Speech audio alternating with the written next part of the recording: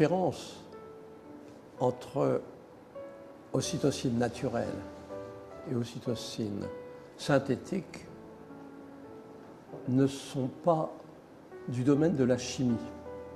L'ocytocine, c'est une molécule simple. C'est ce qu'on appelle un nonapeptide. On sait en faire la synthèse et en fait, il y a une guerre de différence sur le plan chimique entre la molécule d'ocytocine synthétique et la molécule d'ocytocine libérée par la glande hypophysaire. L'une des différences qu'il y a entre les deux concerne la façon dont l'ocytocine est libérée dans le corps humain.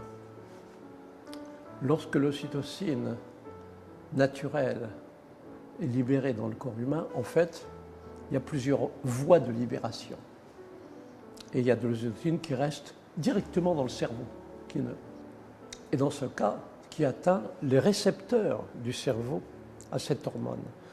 Eh bien, cette ocytocine naturelle a des effets sur les comportements qui sont maintenant bien connus et qu'on résume très souvent en disant l'ocytocine, c'est la principale hormone de l'amour.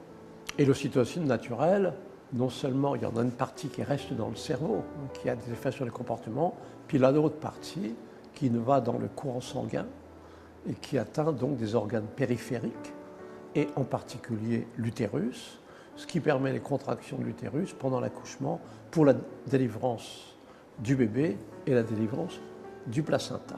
Donc ce sont des doubles effets de l'ocytocine naturelle, mécanique, contracter l'utérus, ou contracter des cellules du sein pour le réflexe d'éjection du lait, ou la prostate pour le réflexe d'éjection du sperme. Il y a donc des effets périphériques, mécaniques, et en même temps des effets sur les comportements en impliquant les récepteurs cérébraux. Mais ça, c'est pour l'ocytocine naturelle. Mais dans le cas de l'ocytocine synthétique, elle est apportée par voie intraveineuse. Et dans ce cas-là, cette ocytocine synthétique par voie intraveineuse n'a que des effets mécaniques, n'a que des effets périphériques de contracter l'utérus, de contracter les cellules du sein, etc. Mais elle n'atteint pas les cellules du cerveau, les cellules cérébrales, parce qu'il y a ce qu'on appelle une barrière entre le sang et les cellules cérébrales. En anglais, on appelle ça the blood-brain barrier, qui protège le cerveau contre certaines substances. Eh bien, en règle générale, l'ocytocine, chez l'adulte humain, ne franchit pas cette barrière, n'atteint pas les cellules cérébrales, donc n'a pas d'effet sur les comportements. Donc, important de savoir ça, parce que non seulement elle n'a pas d'effet sur les comportements, mais par des effets indirects, elle bloque la libération d'ocytocine naturelle. Donc c'est là qu'est la principale différence. Mais il y en a d'autres. L'une, c'est que l'ocytocine naturelle est libérée par pulsation. Plus il y a de pulsations, plus l'ocytocine est efficace. L'ocytocine synthétique, qui est apportée par voie intraveineuse, elle est apportée de façon continue. Elle est beaucoup moins efficace.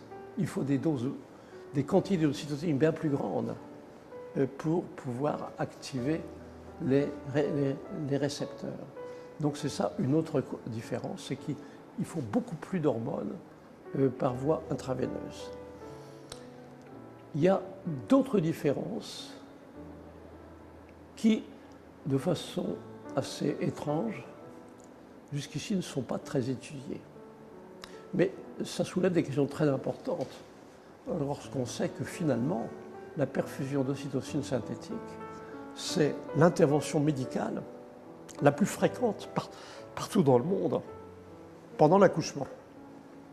La plupart des femmes qui accouchent par les voies naturelles ont de l'ocytocine synthétique, elles ne le font difficilement par elles-mêmes.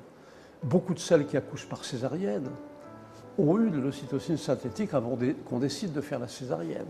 Et puis, il y a beaucoup d'accouchements qui sont déclenchés, ce qui en pratique veut dire qu'il y a eu des heures de perfusion d'ocytocine. Donc c'est une intervention extrêmement fréquente. On pourrait presque dire que dans beaucoup de pays, la majorité des femmes ont de l'ocytocine synthétique pour accoucher.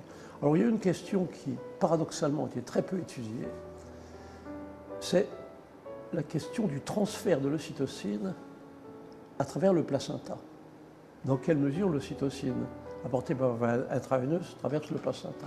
Alors pourquoi n'a-t-on pas étudié? C'est peut-être parce qu'on se dit que l'ocytocine, c'est naturel.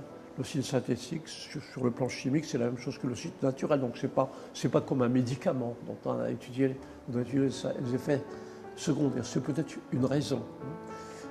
Une raison aussi, c'est qu'on sait qu'il y a dans le placenta des enzymes qui dégradent l'ocytocine. Donc certains se sont dit a priori, sans approfondir la question, sans doute que l'ocytocine ne traverse pas le placenta. En fait, c'est sans doute pas si simple que ça.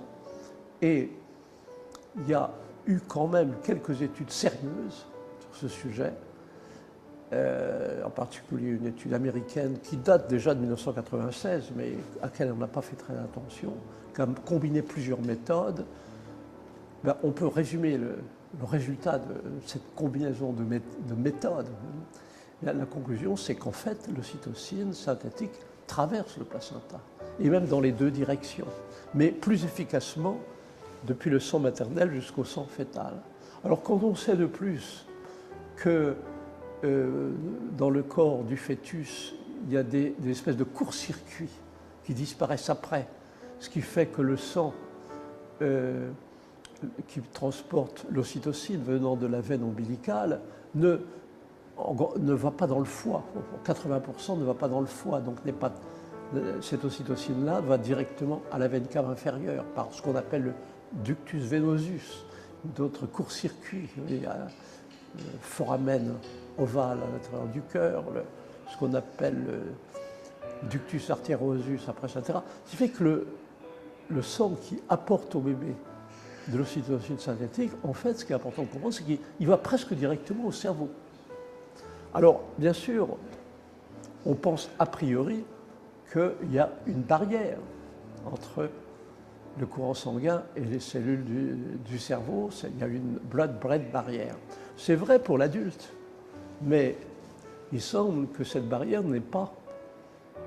est beaucoup plus perméable dans le cas du fœtus, et encore plus dans le cas de situations de stress, ce qu'on appelle stress oxydatif. Donc finalement, théoriquement, on a des bonnes raisons de penser que les cellules du cerveau qui sont rétractrices à l'ocytocine, pendant l'accouchement des humains aujourd'hui, sont soumis à des doses énormes de cette molécule, parce qu'il faut des doses relativement importantes pour être efficace. Ça, c'est quelque chose de nouveau, et c'est un sujet sérieux, parce qu'on a des bonnes raisons de penser que le système de l'ocytocine se développe, s'organise en grande partie pendant la période de la naissance. Donc on intervient sur ce développement du système de l'ocytocine. Et bien sûr, ça devient une question importante lorsqu'on rappelle que le système de l'ocytocine est impliqué dans la sociabilité, dans la capacité d'aimer, on peut dire aussi dans le potentiel d'agression de l'être humain.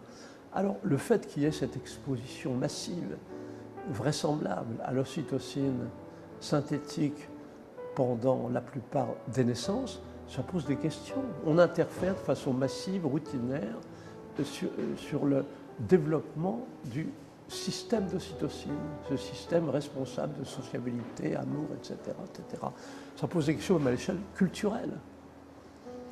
Ça conduit peut-être à essayer d'interpréter autrement la genèse de certaines maladies plus fréquentes aujourd'hui que dans le passé, et au cours desquelles il y a des altérations du système de l'ocytocine, comme l'autisme, comme l'anorexie mentale. Donc voilà des questions très importantes, soulevées par le fait que la perfusion d'ocytocine synthétique, c'est la plus fréquente des interventions médicales pendant l'accouchement. C'est paradoxal, mais dans les statistiques présentées par les services de santé publique, on n'inclut pas, parmi les variables, on n'inclut pas les perfusions d'ocytocine, comme si c'était un détail sans importance. Or, on parle des femmes qui ont accouché par voie naturelle ou par le césarienne, celles qui ont eu un forceps, le moyen de forceps, mais on ne s'intéresse pas aux perfusions d'ocytocine. Donc, ça veut dire qu'il y a des voies de recherche qui sont ouvertes. Ce qu'on peut comprendre aujourd'hui, c'est a priori théorique, mais on a besoin d'en savoir plus.